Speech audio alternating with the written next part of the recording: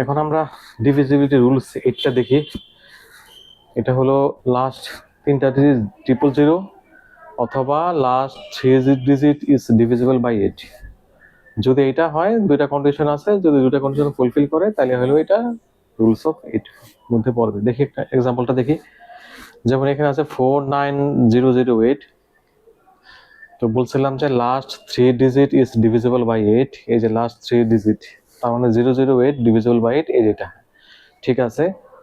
তারপরে last 3 digit হলো 000। এখানে দেখি 1000 এ দেখি এই যে 000, তার মানে এটাও ডিভিজিবল বাই 8। আর ডিভিজিবিলিটি রুলস অফ 9 হলো সেম এস 3 এর মতো, ডিভিজিবল রুলস অফ 3 এর মতো আর কি। আর 10 এর রুলসটা হলো লাস্ট ডিজিট নরমাল 0 হলে 10 দ্বারা ডিভিজিবল হয়। আর 11টা হলো দেখি, এইটা একটু দেখি, ডিভিজিবল রুলস অফ 11টা একটু দেখি। আমরা এখানে একটা সংখ্যা নিলাম 1123056। এখান থেকে আমরা এখন অড ডিজিট, যেগুলো অড ডিজিট ওগুলো একটু বের করি। এখানে আছে অড ডিজিট হলো 1206, এই যে 1206 অড ডিজিট। সাম করি, সাম হলো 9।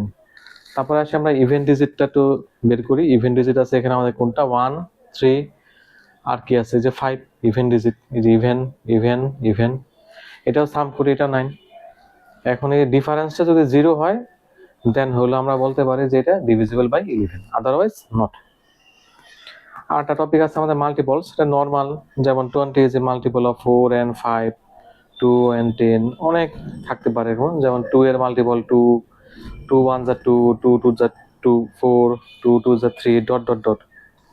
কমন মাল্টিপল কি? কমন মাল্টিপল হলো যেমন সর্ট অফ এটা মানে যেমন 3 and 4 এর মতো, 3 and 4 এর কমন মাল্টিপল হলো 12, তারপর হলো 24 ডট ডট, অনেক আসতে পারে।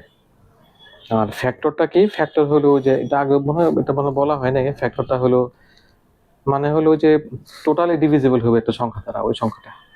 যেমন 1 20 ডিভিজিবল হয়, 2 4 7, তারপরে হলো 14 28, এগুলো 28 দ্বারা ডিভিজিবল। তার মানে 20 ডিভিজিবল হলো কয়টা আমাদের?